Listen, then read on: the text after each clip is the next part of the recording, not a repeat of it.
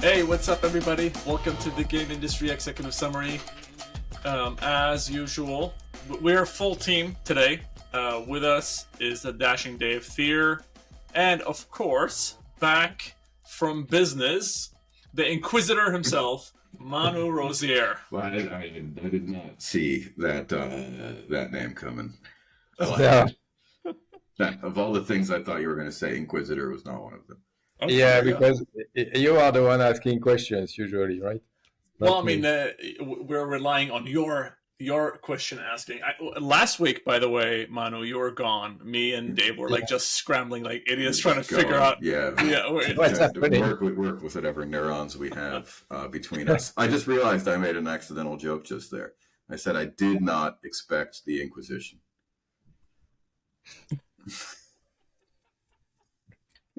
Okay. Yeah. There's a lot of cool stuff that we are thinking about wanting to add to the show. I was talking about potentially like doing like a review of like I noticed there are games that are becoming popular that I'm not aware of, and the reason I'm not aware of them is because they're not on Steam. And one of them is Off the Grid, which is, and maybe they're not trying to market it that way right now, but obviously it has that thing attached to it, which is the crypto NFT Web3 stuff. However, a lot of big names behind it, among them, as an example, the District 9 creator, what's his name now? No Blumkamp. Yes. Thank you. And also other people who worked on Call of Duty and other games. And you look at that game, it looks amazing. It plays fun. There's a lot of, I would say, similarities to Call of Duty. But that's an example of something. So I was like, okay, maybe we need to also look at Twitch to figure out, like, okay, what are people watching? So SteamDB, Twitch, and I think for me it's more like we just can quickly scan through the top 20 and just figure out, okay, oh, there's this new game, or there's this thing that is abnormal or new, or as an example, Apex Legends is still on the top 10, I believe, on SteamDB, like that type of stuff that we normally don't discuss. Or games that are really popular that we normally don't discuss. Here's another example. I was really surprised to see World of Warcraft is in the top 10 games on Twitch being streamed. So that's like interesting, like holy shit. And we know that we know that World of Warcraft is huge, but we don't talk about it, if that makes sense. So anyways, shall we do that first? Should we like look at the top 10, 20 and then go from there to the news? What do you guys think? Yeah, that's right. Yeah. So I'll share my screen and I'll let you guys, you guys can just comment as per usual on any, or maybe we're jumping the gun here. I should probably ask, Manu, you've been gone for a week. What's going on? Apart from business. I'm at the Belgian coast right now. I'm gonna, close to the beach, but I'm leaving tomorrow, so just already the end for me. But beside that, I actually had some time to play a game, and the game is Deadly Days. Deadly Days. Yes. Give me a second. I'll bring that up on. Don't tell me that's another simulation game. No. Let's see here. Wait. And while you're speaking about Deadly Days, today it's a roguelite game. It's a bit like Mini Daisy. If you have played Mini Daisy on mobile, mostly it's a kind of a zombie survival type of game. It's a bit similar, except that you come back to the base, you upgrade, you come back, and then you level up your character. You get access to more content, and not you drive, but you control 2 or more people, and then it's quite fun, because Mini Daisy was interesting, but when it's the end, and then you restart, and you don't feel like there is that much of this building up the level. Mini Daisy, is that by the same people, or is that a separate game? No. Mini Daisy is actually from the Daisy people, which is a good thing. You would be able to use the name otherwise. Yeah. The Deadly Days had good vibes. That's mostly Yeah. what you can get from the trailer. It's got good vibes. I like Super. that some of the Yeah, explosions were absolutely. purple. So you see, it's quite a similar Yeah.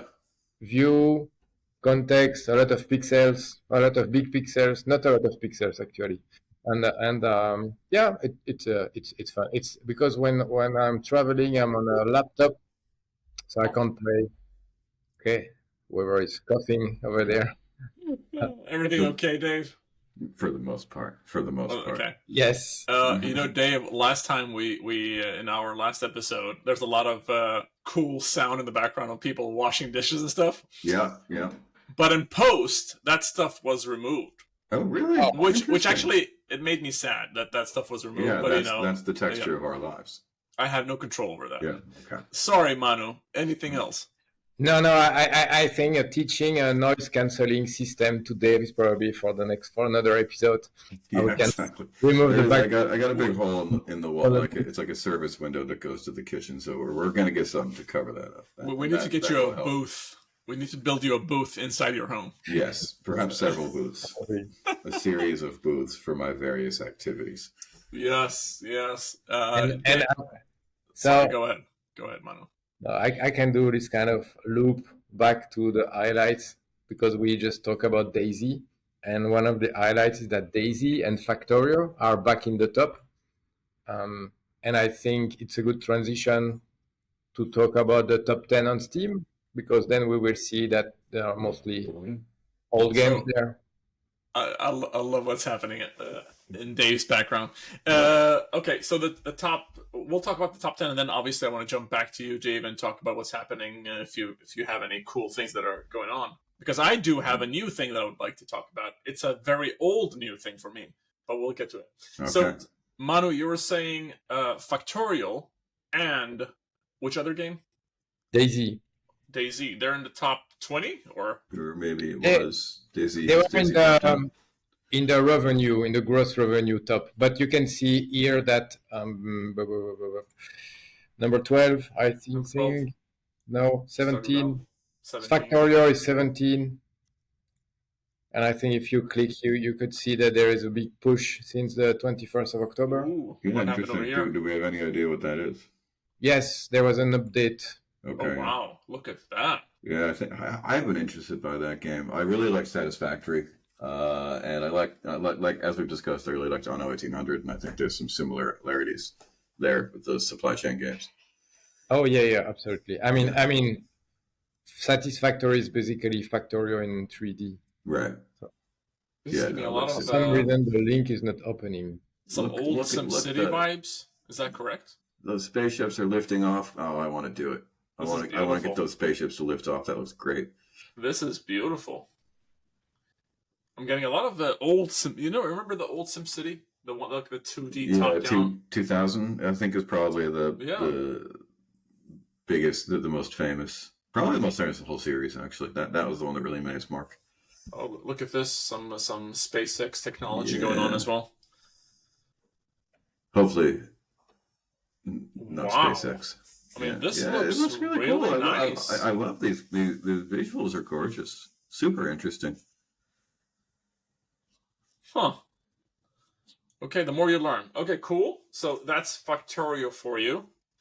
And then DayZ is number 32 right now, but I can bring that up as well and see what's happening. Maybe you can enlighten us on like what we should be looking at. There's a small bump from 50,000 to roughly 70, 80,000 players on DayZ a couple days ago. Yeah. And I don't know if there was anything special on Daisy, to be honest, but I think there's something called Frostline here. There's a oh yeah, exactly. And also you had the release of the 1.0 of Factorio, right? So maybe also there was kind of a cross-play between the titles. People got interested into this kind of a automation simulators. Gotcha. So it seems like this is a Yeah, substantial DLC of sorts, or Oh yeah. okay, huh? Really interesting. And so the point Yeah, is cool. it's like you have this kind of lifestyle games, or the games that people keep playing over and over and over. And I mean, this represents layers and layers of engagement every day, every week for players. And all this engagement cannot be spent on new games, right? And it's so difficult now to come and steal the audience from another game. Basically, you can. I mean, some games manage to do that. Single player games, maybe story driven, shorter game, they manage to do that for a few of hours. But then when you again look at the top, I think only Wukong is still there at the top, like as a new game. But everything else, Throne and Liberty is in. That's true. Let's see. Oh, for how long he stays, because it was. I feel like it's just community, right? If you want to market any game, whether it's new or old, it's all about community, and these are ones that have them. And so those can flare up, those can attract attention, but they're always kind of running in the background. And once you've got your foothold, you're there. If it's okay, gentlemen, I'll shift over to this website. Now, I'm not as confident in this data, but I'm assuming it's correct. Twitch tracker. Somebody will probably have to correct me. Looks right. But okay, fair enough. But here we're like seeing the non-Steam games like League of Legends at the top, Valorant, Fortnite, obviously. But I think the one that I was looking for specifically, and I'm not seeing it in the top 20, but I think it was there for a short while, which is Off the Grid. And I actually, the first time I saw that game, I just wrote it off. Off the Grid. And the reason for that is because I felt like, okay, I've seen this before. It's not special in any shape or form. But it did obviously have a huge spike. Now, obviously, looking at the numbers now, it doesn't look that good-ish. That's the marketing. That's the marketing piece. Well, and I think that's one of the issues with blockchain games, right? Is that they are fragile. They can attract a lot of attention because of prices. But if the attention that you're attracting is sort of reliant on in-game goods, then it can be dangerous if those become less valuable. I don't actually know if that's what happened here, but as a blockchain game, that is definitely something they're exposed to. Yeah. I will say, I mean, their marketing material on the website and all that stuff, and then the game itself right now, as is. So I'm not sure if they're doing, I think they're doing an early access, and they're doing it on multiple platforms. But as is right now, it seems like that type of stuff is not in the game. But the plan is once the game launches, then it's part of it. But the idea is that it's a battle royale extraction shooter type game. You're going in, you're extracting with a box, and then that box can translate into in-game currency, and then you can buy whatever it is. You can mint stuff, and minting means basically that you're making that thing also available outside of the game. And once you sell that thing, then you don't own it anymore. I like that part from the perspective of, if you remember, like any current game, if you are invested in that game and you own a lot of stuff in that game, the day the developers shut down or the publisher decides to shut down that game, then everything is lost and gone forever. And with this type of thinking, now I'm not sure if the idea is that you can take your stuff with you to another game, but at least there is a way to extract the value that is there, potentially. I will leave you with this, which is very high production values. You look, they have some really amazing trailers, like based on the characters and all that stuff. Also, the game has supposedly 60 hours of single-player gameplay, single-player in the form of co-op missions. Interesting concept, and you can also see is it Neil Bloom? What's his name again? Blomkamp. Thank you. A lot of his DNA, especially like the Elysium stuff, if you've seen that movie. But that's kind of like my note here is that they haven't taken the NFT crypto stuff as the forefront. They said, you know what, let's just make a good game first, and then let's add and attach that other stuff on top of it. Yeah, I think that was always going to be the only way those things were going to work for obvious reasons. People want to play good games, Absolutely. And in this case, it's just technology behind what they want to do, right? It's not about selling emojis and stuff like that, I guess. Well, to be honest, there is. It seems like so there are a couple other companies, and one of the companies is called Guns, or the crypto itself is called Gun, or whatever you want to call it. The not the wallet, but the currency, the digital currency. So I'm assuming this, which is make one game that is really successful that is using this currency, and then hey, allow everybody else to use that.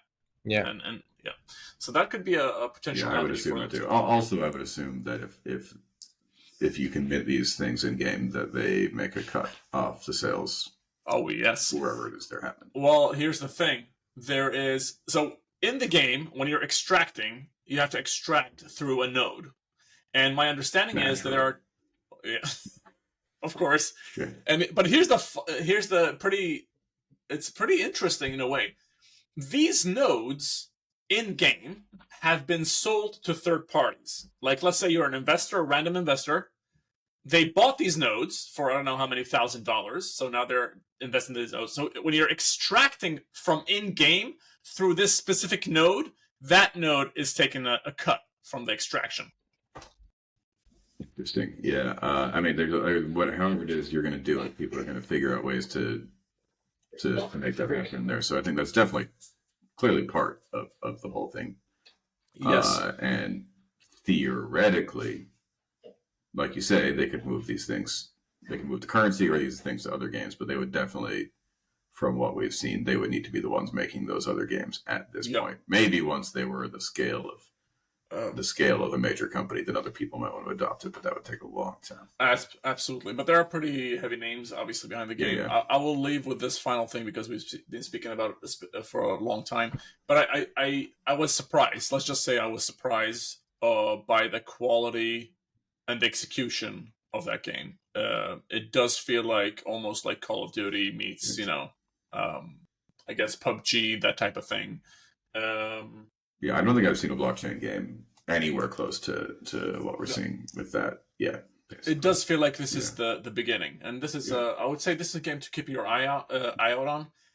Obviously, the viewership just plummeted; it just spiked and plummeted, which is concerning in its own way. But obviously, a lot of people are talking about it, so that's something to keep on the radar. I don't get why they are on the Epic Game Store and not on Steam. I mean, because Steam doesn't allow that. So, to your point, Manu, Steam, obviously, if you look at Banana Game, if you look at Counter-Strike, they're already doing that. Like, they're already doing the NFT stuff, but they're keeping it in their platform. Mm-hmm. So anybody who's external who wants to do that, they don't want to allow you to do that. So Epic does allow you to do that, and that's why the game is on Epic. Man, that would be a real funny, like, act two to this whole thing, is if Epic emerged as a resurgent NFT platform. I went onto Epic's website or the launcher. Some people are claiming, I'm not sure if this is true, but some people are claiming that Off the Grid is played more than Fortnite on the Epic launcher. That seems unlikely. Maybe for a moment, but maybe for a moment, because when you go to the store, it's also featured like at the top, like something top game or whatever. So we need somebody to confirm that, but it is, up there, so to say. Okay, I just want to jump over to Dave. Anything new happening? We already covered you're not doing the hamster thing anymore. Not doing the hamster thing. Still playing Wukong. That's been cool. So I'm enjoying moving through that. Finished up in another game not allowed to talk about this week. Going to start a company selling stickers for cargo bikes, also known as bakfietsen. So that's exciting. You're starting a company selling stickers? Yep. Me and two friends. Everyone in the Netherlands here, and as well as other places. Well, not everyone, but they get around on these bakfietsen, which you can throw your kids in, throw your groceries in. They're great, wonderful machines, but they lack a little personality. They've all got these nice flat black sides that you can put a sticker on. So we're gonna make some stickers. That's fun. Yeah. Do you have any links? Anything? Oh no, not yet. Is it just early? Yeah, stay tuned. We'll get them. Okay. Yeah. Well, I'm going to follow that project. That sounds like a fun project. You'll have no choice but to follow this project. Trust me. Absolutely. Absolutely. I will give a quick update from my side, which is, do you guys know about Cookie Clicker? Oh, yeah. Okay. You know about it, Dave. Manu, how about you? You're laughing or grinning. Yes. I'm not sure if I'm the idiot here, but I feel like I missed something. And Cookie Clicker is like 10, 20 years old or something like that? Yeah. Well, so Cow Clicker was the first of these. I think was that Ian Bogost or someone like that. And they sort of started. I think the Cow Clicker started as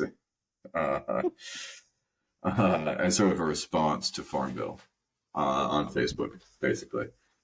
And it was like kind of a joke and sort of like an art project, and then people just started playing it a lot. And it became an actual game. And it sort of spawned this clicker genre. Like we're talking about Hamster Inn, that's basically a clicker. It's a mobile, so it's a tapper. But they're deeply related to what you would call idle games. And it's just about progress, sort of distilled progress. It's just a thing that allows you to feel that progress is being made. And there's something very satisfying about that, right? That's so many games are just that with a whole lot of wrapping around them. There is, and what I learned is that I'm seeing a lot of the DNA of these types of games inside of, as an example, the closest relation I could find is like Vampire Survivors. Oh yeah, certainly. I was like, without these clicker games, Vampire Survivors would not be what it is. That's one thing. And then I noticed like there are some of these soft caps on progression. I was like, interesting. I mean, I noticed that in Elden Ring. So is that something like, obviously designed, but it's very interesting that I feel like my takeaway at least is that how important it is sometimes to look at these types of games that you might brush off because they have so much impact and they might have so much, I guess, different way of looking at value and design and player interaction, I guess. Yeah, certainly. I mean, I feel like as a general rule of thumb, if you've heard of it, there's a reason, right? Mm-hmm. And so it's worth thinking about why. For whatever reason, I just missed that completely, that entire thing. But now you have. Now I'm on top of things. And now we all wait for the movie, of course. Yeah, the Cookie Clicker movie. Yes. Yeah, we should call it Click. But I will say, I mean, it was fun. I played for like an hour or two. It was fun. I guess it was in the background, but it was fun and engaging. I was like, that's important. Like having fun. Yeah. Something we forget in games. Satisfaction, progress, like the ability to those are things that we want out of games. And numbers go up. We love numbers go up. We love it when numbers go up, and this allows you to just get that feeling real cheap. Okay, gentlemen, beautiful. I will move over to the news then and see what's up. Manu has been cooking this newsletter for tomorrow. Nice transition. Or I should say for today, because that's when you're listening. Okay, I'll start off with the highlights then. Number 1, Netflix shuts down AAA Team Blue gaming studio amid gaming shakeup. So, Netflix, 2 years ago, or was it last year when they were like, we're going to do gaming and stuff. Tell us, what's going on? Well, they are not going to do AAA games anymore. They've done that one. that's I think, and they hired very senior people, I think, working on Halo, God of War. I mean, I don't know most of these people, but it's the idea that it was kind of building a top team with people from all across the industry and hoping that a great game will come out of that. It's a bit like the Real de Madrid approach, where you put all the stars together, but apparently it doesn't seem to work because they shut down, they canceled. That's not the first time it happened. I think what is interesting is that it shows that it's not easy to be a big publisher, right? It doesn't happen like that to come with a AAA game. Even the experienced AAA publisher are also struggling to come with games. But when you have never built any AAA game, it's kind of challenging, even if you are within the industry already. And I think that's probably a lesson to learn. But I guess also like building a successful game is basically impossible, as any developers will tell you. And like when you're trying, my guess is that Netflix had other aims as well, right? They want to do a multi-device strategy. They want this to be compatible with streaming. There's a lot of other things they want to accomplish. And so when you throw on other things that you want to do on top of the already impossible task of building a successful game, then you're bound to run into a lot of risk. Mm-hmm. Yeah, a AAA game that would be like a subscription seller. Then it probably needs to be a live service game, and we know the situation of the live service right now. You cannot build a $100 million single player AAA game for a subscription service, because people they do just play and finish it and then unsubscribe. So but at the same time, I think what they are offering for the mobile game is not bad actually. The offer keeps growing. Probably nobody would subscribe just for that, but it's coming closer to what Prime Video maybe is offering, because Prime is Prime Video and it's free delivery and stuff like that. So now Netflix is offering another layer of content and of product on top of just the video part. So yeah, but AAA. I mentioned that a couple weeks ago about like Netflix, and there's this balloon game, the monkey balloon game, and then I found two launchers because the original game costed like $10, and I found the same game with the Netflix logo, and that was the first time I even knew that Netflix was diving into games. But in any case, I downloaded the one with the Netflix logo, and I got to play it for free, which was like, okay, cool. I just saved $10, and now I'm finding more value in my Netflix subscription, which is really cool. Yeah, I think with a lot of these things, like you get, it makes sense, right? Like, but it's just hard to get yourself established when everyone's releasing so many games. I don't know if they bought the Oxenfree developer or if they're just publishing Oxenfree. But that like conceptually works really well with Netflix. It has a Netflixy vibe to it. You interact with it in a similar watching kind of way, but it's just tough because that, by and large, the people who are interested in doing that kind of thing are already doing it elsewhere.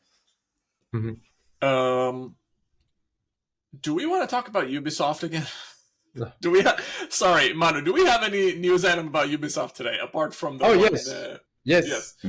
But the reason I'm asking is because I did see a post, I'm not sure if it was you or somewhere else, but it was highlighting EA had like 10,000 employees, Ubisoft had like 17,000, they had issues like, being able to ship. Was that you? No. You have 10,000 employees? Why did you have 10,000 employees, Manu? I don't do that. I think I'll see if I can find that that story for you.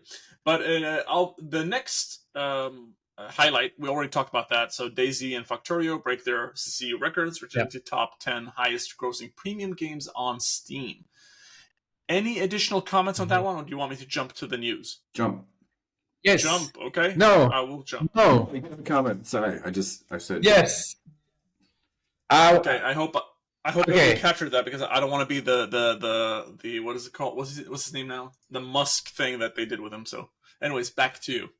Speaking of Musk, I wanted to make a parallel with the auto industry. I could do probably that with any kind of mature industry. It's that basically you have like existing brands that have been there for a while.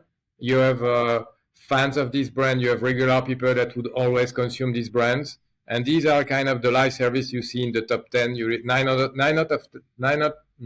of 10 games on Steam are like well-known brand that has been launched for a long time already. And this is your base. And then sometimes, with a bit of luck, there is a newcomer that's coming and that start taking some of that audience. But like Tesla did with the cars, for example. They came with some kind of innovation and they got their market share, and now they are well established. So you see, you mentioned Musk. Yeah, and Musk is actually an interesting way of looking at it, right? Because then something happens. In Musk's case, it is the introduction of electric vehicles. And that's what creates the opportunity for new entrants. And now you see probably many brands from China at some point are going to enter the market, even if they are very high tariff, but they have the technology, right? They they are more advanced than the traditional manufacturer, and you need something special to happen. You need to bring something new. You cannot just come and think that, oh, I'm gonna build new cars. They're gonna be exactly the same as the other. I will call them with a different name, and I will be successful. Right? It's like, look, I made a That's car. how it works, right? You guys like cars, right? Speaking of Musk, there's a lot of happening, by the way, on Twitter in the form of I'm seeing a lot of video game people saying that they're moving on to, or not necessarily moving on, but they have started new accounts on Blue Sky. So that's something to look at. Yeah, I'm I not gotta sure. get on there. I feel like it's like everyone's meeting their old friends there now. Yes. So I got on it yesterday, and then everybody who I care about following, the Shinobis, the Daniel Ahmad, those video game people, I am now following them on Blue Sky. We'll see where this goes, but just as a side note. Yeah, can you just sign up now, or do you still need an invite? No, you can just sign up. I'll do it. Sign up. I'll do it. Yep, go for it, and then we can follow each other and all that stuff. And I think Manu, you're like, I mean, you should absolutely have a Twitter or like one of these things, because there are so many people who are doing or trying to do what you do, but I feel like you're more on point. So I think you should absolutely, from a profile perspective, I have a very VIP WhatsApp group if you want to. Oh yes. That's how much do you take for people to how much do you charge? It depends on the person. It's based on reputation. Okay. Yeah. But a minimum like a $10,000 fee, or what's the case? No. I think information should be free. Apart from when you should charge for it. Okay, I'll move over to the first news item then. Incredibly, you can now play Teardown in third person. Oh, it's Teardown, not Teardown. Teardown. I haven't tried that game. That game was cool as hell. Yeah. It's amazing. So cool. What's Teardown? Yeah. Teardown is some kind of a Minecraft type of game, but destruction rather than construction.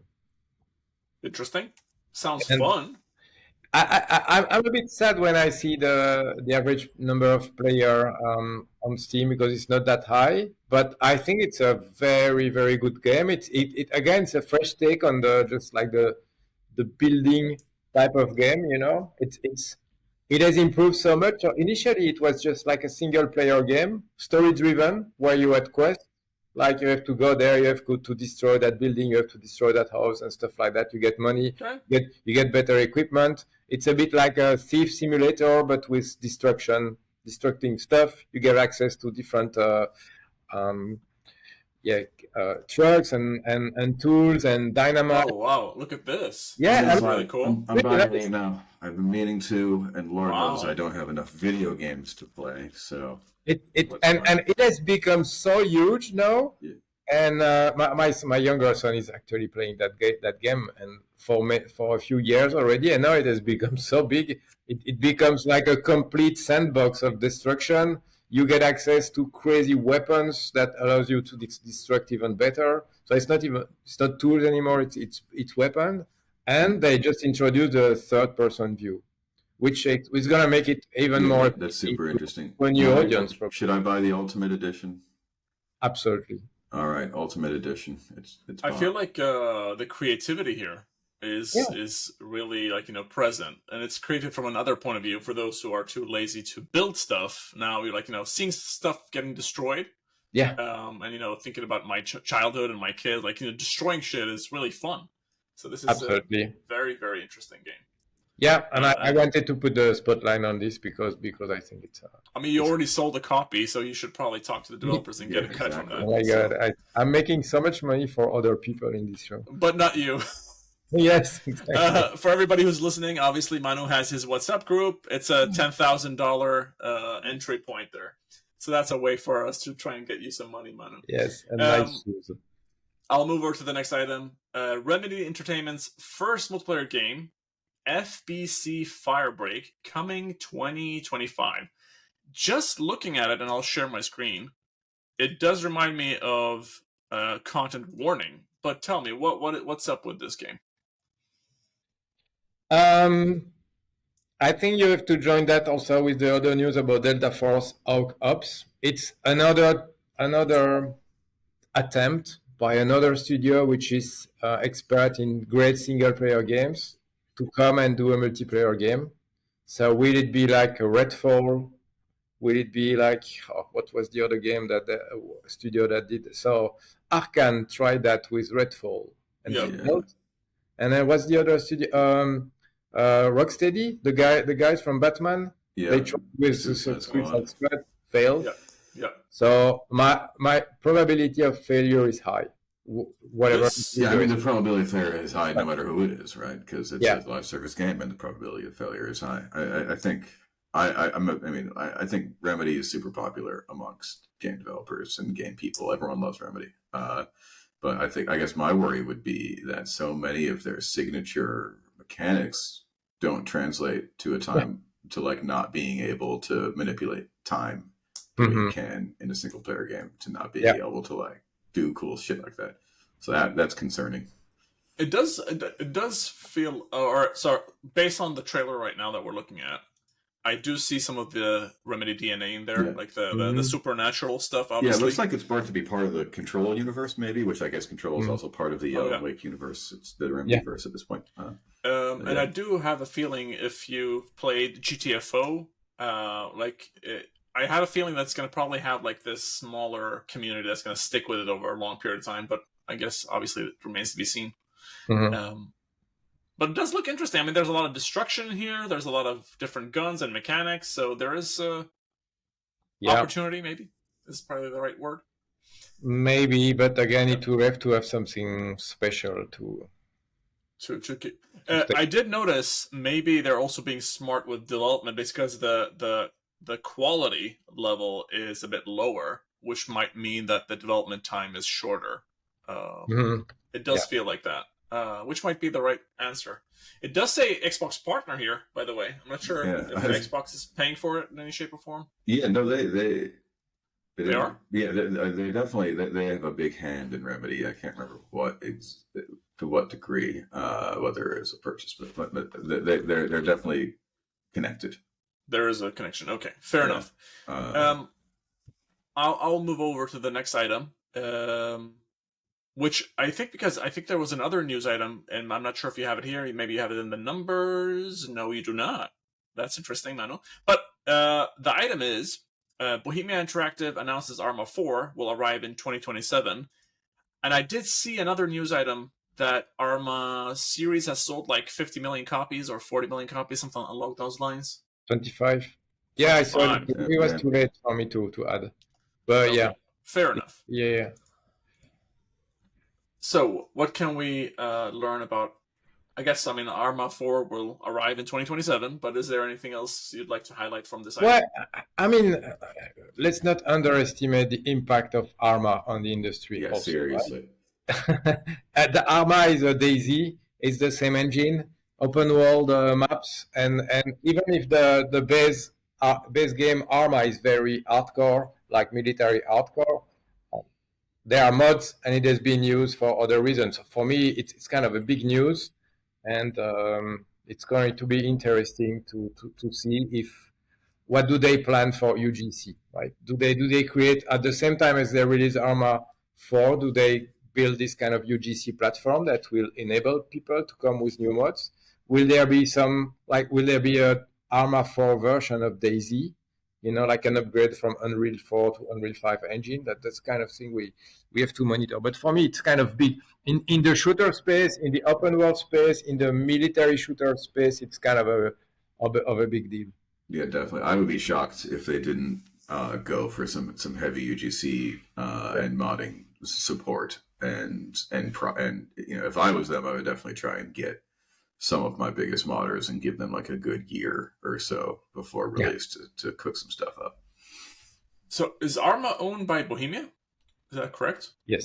Yeah. Okay. Yes. And they're independent, or I thought somebody else like a Sega would own them, but maybe I'm wrong here. Maybe they were just Tencent. That's what they do. Tencent. Someone owns part of them, I'm sure. Okay. But yeah. I'll let you do 10%, like every studio in the world. Yeah. So while Dave is doing some investigation here, Yeah, I'm just seeing if you wasn't get to PUBG based on DayZ or it PUBG? was. It was. Okay. Okay. Mm-hmm. So And it's Arma, all right. yeah. I think it was It's private, Arma first, and then Daisy or something like that. and they did Operation Flashpoint also before. Yeah, Tencent has a strategic minority investment in Bohemia. That's all I'm saying. Well, Yes. I guess at this point you should ask the other question, which is which company does Tencent not have? Yeah. Maybe investment in? Savvy's in there too. Who knows? Yeah, probably. I will share my screen and then talk about the next item, which is Delta Force. Tencent's Call of Duty Challenger, Delta Force, Hawk Ops. I don't know what's going on with these names. Probably somebody should get better names for these games. But anyways, launching as PC open beta this December. So, is Delta Force really on the level of Call of Duty? No, for me it looks more like a Battlefield than a Call of Duty first. Mm-hmm. But it's kind of funny that what do they call it? Hawk Down, like Hawk Ops, I think. Hawk Ops, like Yeah. Black Ops. Yeah, well, it's also a thing that's got Delta Force as a name on top of that, which is also a thing. Yeah, they have the brand, the Delta Force brand. They have it, so it's kind of a linked. But for me, it feels more like a Battlefield. Yeah, I see that. Yeah. I mean, is it a battle royale thing? Is it like a arena shooter thing? What's going on? More multiplayer, more team-based multiplayer. Team-based multiplayer. Yeah, I mean, I think that there is room. I think there's room for a Call of Duty Challenger because Call of Duty just has legacy business models that I could see someone busting that open with just sort of a fully modern platform. But that's what Ubisoft tried with X Defiant, right? That's a Call of Duty killer, right? Just because there's room doesn't mean it's going to work. But yeah, no, exactly. but I think let's see because there is no news of Battlefield at the horizon yet, so it might get the audience of the more strategic shooter because I believe the maps are bigger, right? Where it's more like the war. This is by the way. Sorry, this is a single player. It feels like a single player campaign. Certainly the visuals and the way the people scatter on the ground, that's something that kind of has. And also they're straight up doing the Black Ops down Mogadishu scenario. I wonder, do you think this will go down? I mean, I guess the note here that I'm taking immediately is like, okay, another game where white people shoot black people. I'm sorry. It just seems like they're... what the fuck? A lot of ways this could go wrong, right? Yes. Somebody pick up on this. Yeah. The other thing is it's on mobile. Yeah, that's huge. Yeah. It's on mobile. Yes. Okay. That's why it's not like amazing visuals probably, but it's, as long as it's fun, right? Fun is most important. And those visuals don't like stand out as bad, right? They don't stand. I mean, you saw the reflection on the wood floors and that kind of thing. Like they're still doing some work there. Looks pretty okay. Yeah. I would love to show some more gameplay and talk more about it. Actually, now I'm intrigued for whatever reason. But okay, I'll move over to the next item then, and then if I do find a cool video, we can talk about it. Mm-hmm. Assassin's Creed Shadows cancels both early access and season passes alongside collector's edition. Oh, good lord, that's a mouthful. Yeah, I'll let you talk about it because that's like there are so many things happening here. Very interesting, by the way. Very interesting. What I mean, they have pushed the game. They've said they would add content, like they would add some season pass content at launch, and they are reflecting that on the pricing. Now I'm just checking what you can wish list now. How many editions do they have left? Because if they are giving away the content of do we have to bring up that Excel sheet to figure out what we're gonna buy and not buy? Probably. But it says here to accommodate these adjustments, the collector's edition is dropping its price from $200. What? There's a collector's edition that costs $280. Now it's $230, but will still include all the other previously announced goodies. Yeah, well, we don't know. Ubisoft's having, they're having to make a lot of adjustments, and my guess is this is somehow part of that story. Yeah. I mean, it seems like it's not. I don't want to. This is not like a do or die, obviously, for Ubisoft, but it seems like there's a lot riding on this specific project, and maybe it's because obviously it's part of a big IP, which is Assassin's Creed, and you cannot fail in that IP. Yeah. So I But can only see one. I don't even see any price. So you can only wishlist it right now, and we are in October, and the Yeah. game has been announced and everything. You can't pre-order it right now, so they are still probably figuring out the pricing. I have to ask you, ask both of you actually. I'm just confused over, like, I do understand the early access. I actually like it. I like that model, to be honest with you. I mean, it does make some people, like, but I've never understood the season pass. Like, was this game supposed to be like some type of multiplayer thing as well, or is it like? No. No, it's just a couple of pieces of DLC. Like Valhalla had it had a mythological DLC, Irish DLC, Paris DLC, and that's all it's going to be. Honest. Okay, so when we say season pass, we actually mean you're just buying all the DLC up front. Yeah. Yeah. Okay, that's really cool. And do we know why they've canceled the season? Like, do you think it's more about like uncertainty around the title's success and being able to deliver the content, or They've not canceled the content. They've canceled the SKU. So and they've said they would include some of that content at launch. So it's more about making sure there is good value for money for the title. But again, the season pass it's Fallout 3 at season pass, right? It's like a collection of DLC that you can buy upfront and then you get them with time. fair enough? Not really anything new. My guess is they've got some numbers and accounting oriented consultants in there at the moment that are thinking about the best ways to shift pricing and to shift purchasing around on the calendar. I could see that happening. Gentlemen, while you're speaking about Assassin's Creed, I just found a video from Jack Frags, who's a very big streamer that we worked with on Battlefield in the past, and now I'm showing Delta Force. And I can see why, Manu, you're referencing Battlefield more than Call of Duty. Just this screen, and also the screen where you're transitioning from the map into the game. This is straight up Battlefield, by the way. Yeah, So- it definitely is. Boats, vehicles, destruction. That's not Call of Duty. No close quarter, probably. I would say Battlefield has dropped the ball to a certain extent.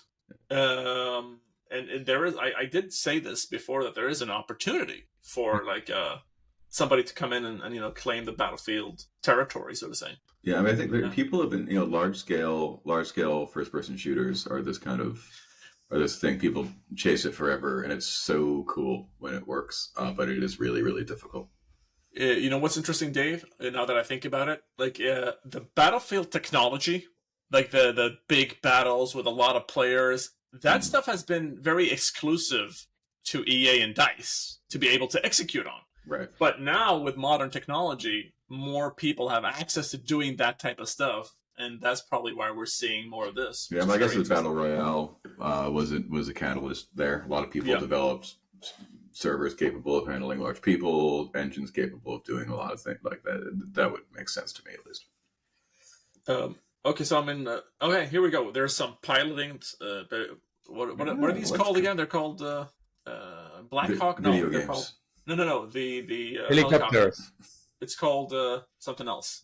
There's a name to it. What is it called? For what? For I don't know what you're talking about. This specific helicopter has a name. That could be a Black Hawk. Blackbird. No. These are Hawk Ops. No. It's an American helicopter. Maybe it's written on the screen. Good lord. Apache.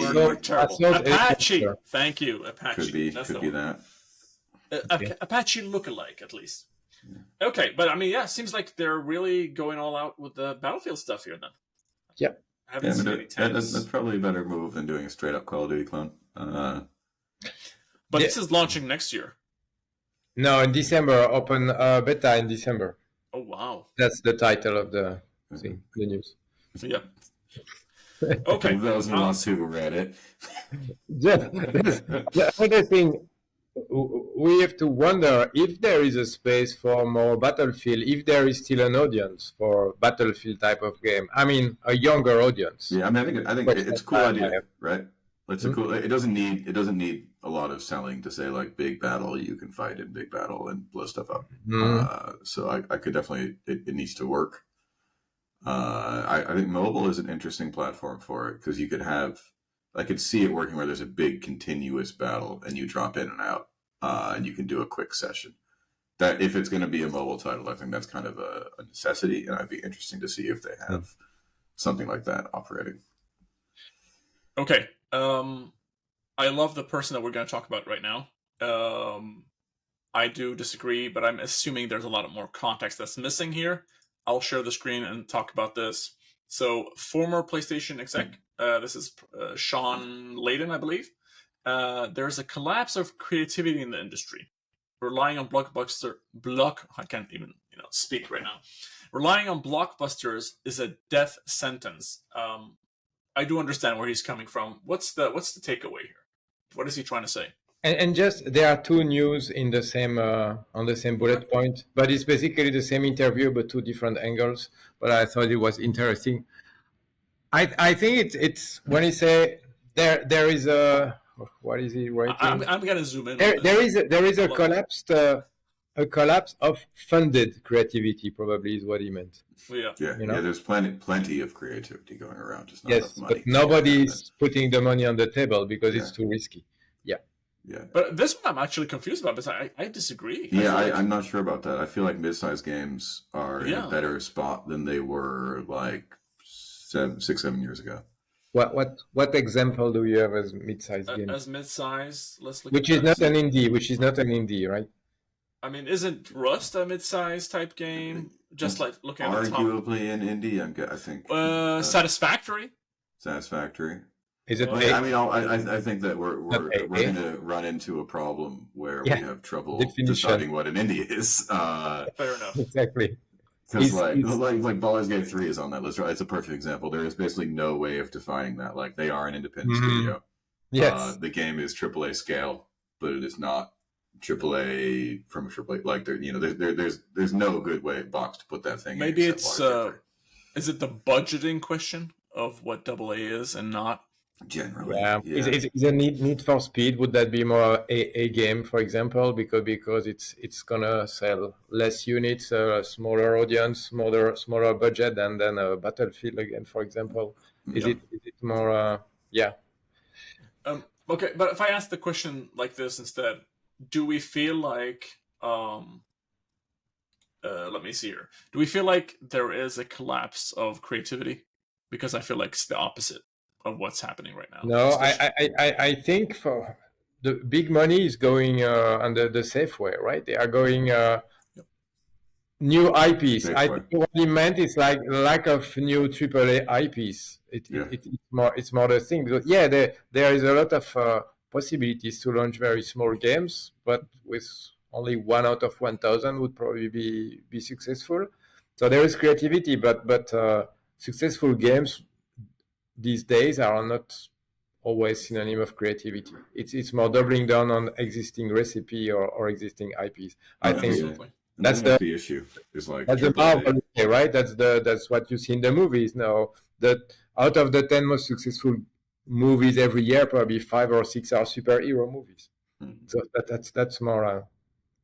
And then people they make the safe bet so many times that it's no longer a safe bet, and then you run into a really big problem, which is what we're seeing now. That's like you have I think these people who are greenlighting things that are trained to be like, okay, we need to make something we know is going to succeed, without realizing that doesn't exist anymore, and that's where you see Concord, and that's when and even to a certain degree things like Star Wars Outlaws, that like these should be ticking all the safe boxes, but that's a space that no longer exists.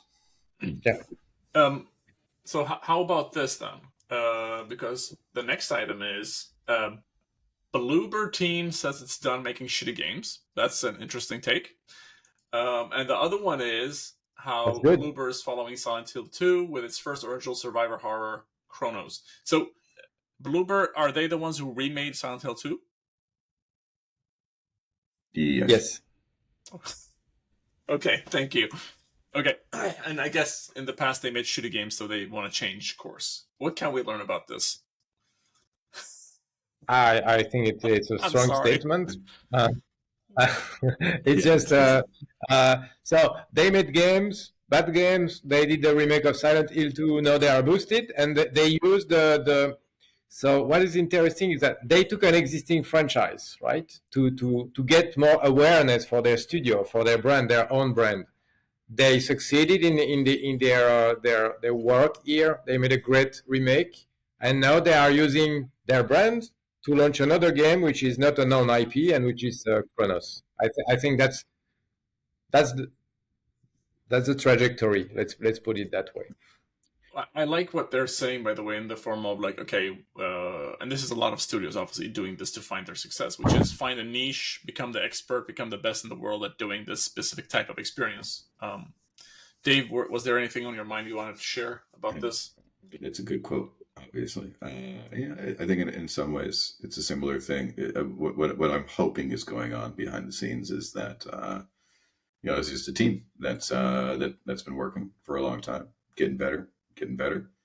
And that's not very common in this industry because of all the instability that we face. And to return to Baldur's Gate 3, I think we've seen that when you can keep the same people around for a long time and allow them to make some shitty games and allow them to grow, you can get some phenomenal results.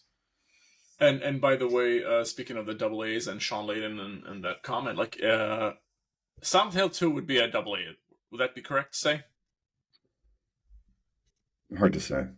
Okay, but the note or the thing that I want to take away is actually, so they're Polish, if I read that correctly, which is pretty cool because I feel like there are more creators, and we spoke about the Arma people, like Eastern Europe, China. So the trend of the these people would say, I think generally Czech Republic is considered to be Central Europe. Okay, Central. Eastern, yeah, yes. No office and no, not intended to offend anybody. Is probably what I wanted to say. Okay, I'll move over to the next item. Epic Games launches FAB, Unified Content Marketplace. What can we learn about this?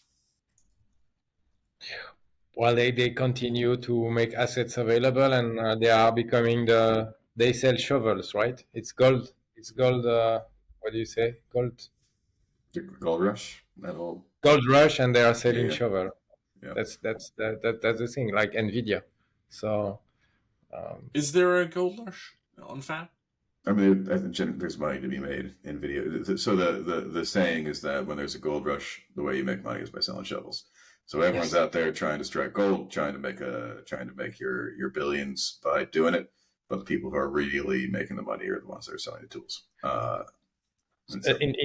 In the same way that Steam has its own marketplace for game items, here it's marketplace of assets for developing games in the Unreal Engine. So I think it's some kind of UGC. It's totally a UGC. It's just it's just that the U's are established developers. Yes. Why are they using the word metaverse here? Because it make you click. Yeah, exactly. I mean, I guess they're not you can call it metaverse whatever you want, and I think that remains an interesting topic that we will not delve too deep into now. But theoretically, you could call the Unreal Engine a kind of metaverse. It's just that the experiences within it are unconnected, but they could be, and the technology exists to make them be. And the more assets that you're selling from a single spot, the easier that's going to get. So I'm assuming it's maybe one of the situations where drag and drop would probably be easier, and that's probably part of the philosophy there, or part of the thinking. Okay. I'll move over to the next item then. Throne and Liberty and Guild Wars company NCSoft suffers layoffs amid significant restructure. Co-CEO's apologize to staff. Okay. Anyway, somebody is unfortunately getting laid off. What can we learn about this? Throne and Liberty was just launched a few weeks ago. I think it's it's the same story. You launch an MMO and you hope you will be noticed. And I think the beginning was good. The game is not bad, but Isn't this game is top 10 on Steam. Yeah. You gotta. It's just tough. MMOs are tough. Push it, Max. Go on, But Max. being top, Yeah. And I think a game like New World had 1 million concurrent player when it started, and here they peaked 300. So 300 is it's not that great compared to some other release. And New World was paid. If you click, if you check with New World, new like the game New World. yeah, Yeah. New World, the Amazon game. It's not. New World of that Tournament one? there, yeah. Yeah, they rebranded it, by the way. But look at the start. See, Yeah. Beam. We're looking at 900. Oh wow. Yeah, I think MMO people they get excited about new stuff, right? Because Yes. like you say, it's a mature space. They're like, oh, check out the new thing. It's just super hard to keep them around. Here it's so like much a invested. preemptive strike. They are already firing people, but I don't know if it's because there is a development cycle that is finished now that the game has been released, or they already see indication that it's gonna be a failure. Probably too early for that. Yeah. That's interesting. Do we know what their business model is? Like, do they have a subscription, or what's the case? Do I we know? think it's free to play MMO, but I think more microtransactions. I remember the old what's that Star Wars MMO that EA had? It didn't have a lot of Galaxies? success. No, was it Galaxies? It was, I think, The Canada. Old Republic. The Old Republic. Yes, and I know that when it Still there. launched, it's still there, right? Yeah, That's yeah, interesting. Yeah, people like it. But they stuck with it. They stuck with it. That's what I'm trying to get Yeah. to. But they gave the game to another studio, I think, outside of EA, if I remember correctly. Was it BioWare originally? Yes, Yes. yeah, and it was launched as a big AAA game, like not free, like $60 game, but Yeah. it was actually a MMO, and then it became free with a premium subscription that gives you like faster progression and stuff like this. It's still Okay. there. I'm happy to hear. So this guy's been, he's an awesome actor, but he also owns a studio. He's been on Twitter a lot, and there's been a lot of back and forth, and Anyways, so this news item, Tales of Kenzara, Zhao team put on redundancy notice amid funding struggles. Is there anything we can take away from this? I know that the game was not that successful commercially, if I'm not mistaken. Mm-hmm. Yeah, I didn't play it, but that was tough to see because it had some really cool visuals, and it's coming from some underrepresented cultures in video games, and it's just it's just too bad that you don't get to see more stuff like that, and so it's too bad that a game with such a high profile didn't knock it out in that way at this point. Yeah. Was it a good game? An actual good game? Let's say it was a good game. Not the gameplay was not innovative, but the setting was innovative because it's like it's like Ori and the Blind Forest. Yeah, Metroidvania. Similar type of game, but it's not the first. It's another one with different era, different setting. Yeah. And it had like EA behind it, right, as part of the EA originals. So it's not like it was by himself trying to be successful. And Metacritic score is at 75. So all of these are kind of green lights, but that's not enough. Once again, it's not. No. Not enough. And I think. Sorry, go ahead, Manu. No, I think it's a matter of innovation of gameplay more than anything else. I would say at this point. Yeah, I mean, to be able to be successful there, yes, the setting could be as unique as possible, but the gameplay needs to be there, and you need to be over 85, 90. Metroidvanias are I think they're pretty competitive. I played Blasphemous 2 like a couple months ago. That shit's just incredibly good. Just so good. And that's kind of where the bar is, and that's really even what was it? The Prince of Persia one, which was excellent. For me, it was not quite there with Blasphemous 2, but it was an excellent Metroidvania, and they just announced that they were disbanding that team. Here's what's worrying me now that I'm looking at some of the gameplay. It does feel like it's the game has a lot of high quality stuff, and maybe there are too many people at that studio, and that's probably why it's not. It could have been disbanded, but for me, it's disappointing, right? So playing Wukong recently, this is coming out of China, right? Which is not like an unknown. It's a culture that's already represented in video games, but even that, you see a lot of this just really inventive enemy design and stuff that like is coming from a different cultural context that I haven't seen as much in video games, and it's just very refreshing and really cool to see. And this should be applied all over the world instead of seeing the same sort of medieval European style monsters out there. And so I hope that people don't take the wrong lesson from this and say that people were interested in this for a reason. And we want to see different mythologies and different cultures represented because it's exciting and it just needs stuff behind it. Yeah. Fair enough. Looking at the next item, now I see why. I see a trend in your trends, Manu. So Hi-Res Studios announces February 17th shutdown for Realm Royale and Divine Knockout. Realm Royale I knew about. Divine Knockout never heard about. But what can we learn about this? Oh, it's the weekly bad news of the industry. But I think, Realm Royale was interesting. Are these mobile, by the way, or are these high def games? I remember Realm Royale, it was kind of a, what was the type of game? I mean, there are like 20 plus million people, but apparently that they are not covering the cost of maintaining it. It is a battle royale. Yeah, some kind of battle royale, right? Oh yeah, no, I remember. It's like a medieval battle royale, but this one, didn't this one launch very recently? Divine no, Knockout. no. So Realm Royale was 2018, and I remember because you become a chicken when you are down, but you're killed if they kill the chicken, then you're really dead. But then otherwise you become a chicken. But I don't know about the other game.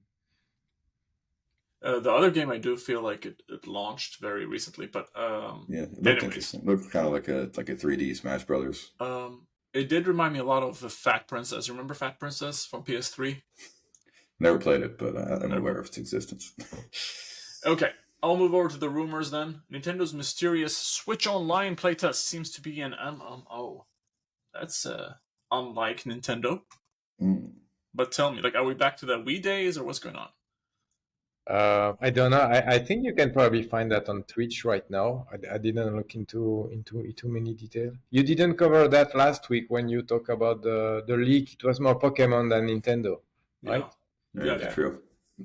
People leaked some of this stuff like yesterday or something like that, I think. But has there been a playtest that yes. Okay, there has been, but we don't know what that is, or it says here. I've not checked, to be honest, because it's such a. I mean, I don't like to speak in details about leaks, but just the fact that it's there, so people can go and do their research. Apparently, people are streaming it, so it's probably taken down quite quickly. Oh wow! But okay. Yes. Wow. Okay, I'll let people then figure that out for themselves. Jumping over to the numbers, indie horror hit Crow. Can't even say these words. Crow Country sells over 100,000 copies. Yeah, I bumped on that. I've not played it, but if you look at it, it's quite interesting because it feels like a old school Resident Evil type of game. Beautiful. But for today, so it's kind of a retro game, and it's interesting. Maybe people can have a look and try it. It's available on many platforms. But when I saw that, it felt like our Final Fantasy VII type of graphics, absolutely more horror type of game. So I'm sure there are many nostalgic people in our audience that might want to. I'm getting nostalgic now. I mean, it does remind me a lot of Final Fantasy VII. It looks beautiful. Absolutely. This is like maybe this is the starting moment. And Resident Evil, you see, like she's wounded and she hold her chest. I mean, if you go back and play like PS1 games, they are really ugly. Like they don't translate well. But this, I feel like they managed to make them beautiful in the modern era. Yeah, I feel like that's always the trick of a game like this is you want it to evoke the feeling of a PS1 game without necessarily actually looking like a PS1 game. Thank you, Dave. That's exactly it. This is beautiful. I mean, really, really beautiful. Now I'm very interested in playing that. Okay, that's Crow Country. I'll move over to the last item on the numbers then. 47% of UK Nintendo Switch players are women. Yep. I think that's expected, I would say, because the type of game probably fit better a female audience. So it's normal. It's probably over-indexing compared to PC or PlayStation for sure. It's probably under-indexing compared to mobile. Okay. But yeah, it's just a number. Let's put it that way. Here's a question. I mean, it says study shows numbers of female Switch players has nearly doubled in 5 years. So does this mean that the early adopters are not women, and then, or maybe it also means that kids today growing up are more like girls, I guess, are more prone to playing games these days. It also means Animal Crossing. Also, Animal Crossing. Okay. Yeah. Yes. Oh, and there, it's not in there, but if you want another hype game that I hear it at home, try Bad Parenting. Ooh, I've heard of that. Yeah. Bad Parenting. Bad Parenting. Okay. It's on Steam. $2. Overwhelmingly positive. Kind of. I'm sorry. We are too old for that. I guess just don't Google Bad Parenting on its own. Add the game. Game. I was going to put it into Steam. That's what I was going to do. Yes. Am I looking at the right thing? Let me just share my screen, and you can tell me if I'm looking. If you are confused, probably. Is this it? Yes. Overwhelmingly positive. This looks interesting. I know there's a Swedish developer that is very focused on doing I don't know. My kids talk about it, and it's probably on social media. It's being talked about, and just for us old people to stay in touch with what kids are playing. Kids like horror, you know. Kids always like things that sort of stretch at the bounds of the world in which they're allowed to exist, and horror definitely fits into that. On the last episode, we spoke about good parenting, which is introducing your small kids to Elden Ring. Exactly. So, yeah. So you missed that entire part, Manu. Yeah. Oh. Yeah. Oh yeah. No. I listened because we worked on the short. But there is a short about that. Okay. About that one. Yes. Beautiful. About Elden Ring. Should I let my children play Elden Ring? Yes. The answer is yes. Yeah. Okay. Yes. In case you're wondering. Unless you want to be a bad parent. Gentlemen, we've been doing over an hour. Thank you so much for joining us. I'm not sure if there's anything else you'd like to add today, but I feel like we've covered a lot of stuff, really cool stuff. We're doing a lot of YouTube shorts. You mentioned that. We're getting a lot of success from that. We're trying to hire somebody to help us out with some things, so we're taking it one step at a time. But I guess for those who are listening, you can find us on YouTube. You can find us on Spotify and Apple and all these places. Just search for Games Industry Executive Summary or search for the Mighty Diamonds. What else? Both Dave and Manu. Get on Blue Sky, you know. Blue Sky, maybe. I mean, absolutely. You can find me and you can find Dave later tonight as well. Yeah. Or for you, it's actually right now because this is morning for you. No, I'm not in America. No, I'm talking about them who are listening. Oh, I see. It is morning for you. I got you. Yeah. Yes. Yeah. Good morning, everybody. I should probably start the episode by saying good morning. But you might confuse it. You might confuse us, and then we would just collapse. Yes. Yeah. Mighty.diamonds website.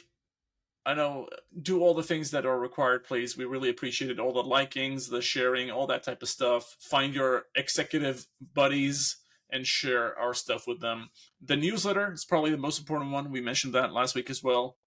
mightydiamonds.substack.com. You'll get our newsletter once a week, 9 a.m. for those who live in the CTE. Those who are in New York and LA, obviously you'll just wake up and it's there. Anything you want to know about the industry in half a minute or less. Games Industry Executive Summary is where it's at. And with that being said, thank you for watching, and we'll see you on the next one. Bye. See you later.